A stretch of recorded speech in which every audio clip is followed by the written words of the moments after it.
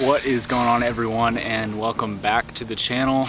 Today I'm very excited, like I say in every single one of my videos, but as you guys can see from the thumbnail, we have the Boomba bypass pressure valve. So what this is going to do is going to recirculate some pressure and make it a little bit easier through transitions into gears, and that way you can hold boost a little bit more. They say that it rates about 15 horsepower extra, so I'm super excited for that, and it also makes an insane sound. So I'm really excited to add this onto the car. So what we're going to need, I'll post a picture right here, but obviously we're going to need to jack up the car and take off the under tray and go into right under the, right next to the turbo actually. So let's get the not so fun stuff knocked out of the way, and I'll start this back up whenever I am back under the car. Alright, so if you guys can see it, I have the plastic part of the under tray down on the ground. But I'm just going to do everything from kind of just reaching over. What we are going to need to do is take off the intake piping, just connecting to the actual turbo side itself. And then what we're actually going to be replacing, that right there. That's going to be the stock blow-off valve or bypass pressure valve, whatever you want to call it. But that is where the Boomba bypass pressure valve is going to go. And I guess let's start with taking off the first hose clamp, which is going to be loosened by an 8mm socket. Alright, so continuity-wise, this is another day. When I was working on this last, unfortunately, I did have to put everything back on and head out. So it is a following day, but we're basically right back to where we are. I did end up taking off the whole entire under tray this time, made it way easier. In other videos, it does tell you to take off the skid plate as well, but I'm doing just fine with that there. So right now, I have gone ahead and disconnected the intake piping to the turbo inlet, and all I've done for the turbo inlet was take off the two 10mm bolts, one on that side, and then if I can show it, I'm not too sure if I'm showing it or not, but there is one on the top side as well, and just use an extension to get it out. And again, they are 10mm bolts. And then all you have to do next is take off the one spring clamp that's holding on the stock bypass pressure valve and pull it down.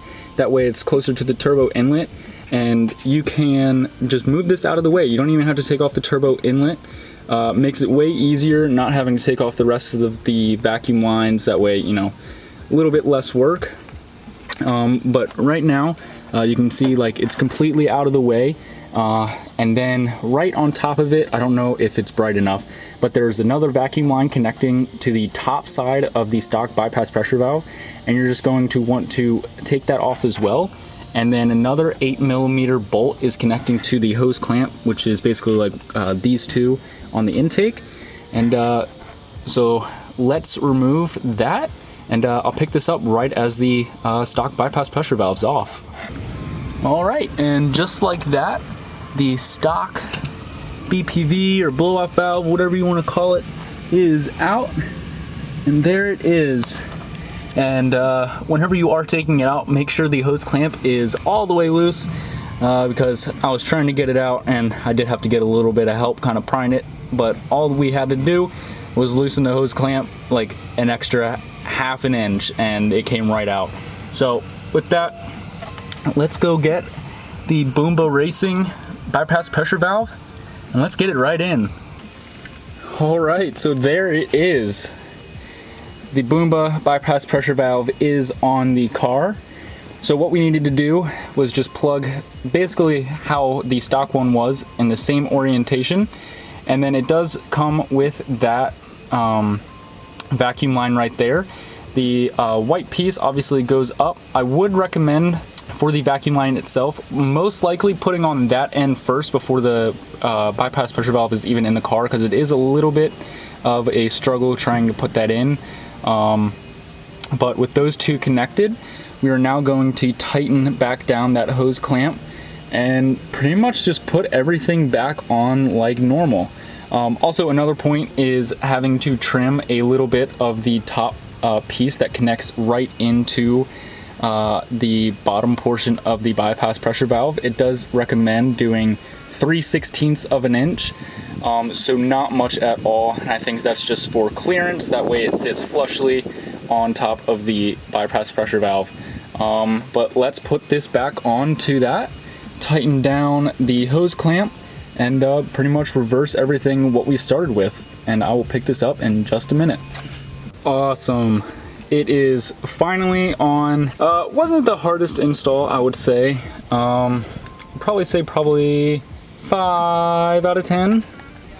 And that's coming from someone with one hand, so definitely, guys, if you want to do this, I know I probably don't look the greatest right now, but if you guys want to do this, definitely an easy install. Definitely not the hardest one that I have done, but everything is back on, everything's tightened back down, hose clamps back on the intake piping, turbo inlet is definitely secure. All right, so the bypass pressure valve is on the car. I have to put on the under tray real quick and then lower the car back down, and then I'll definitely go and get some sound clips. So give me 1 second and we'll be ready.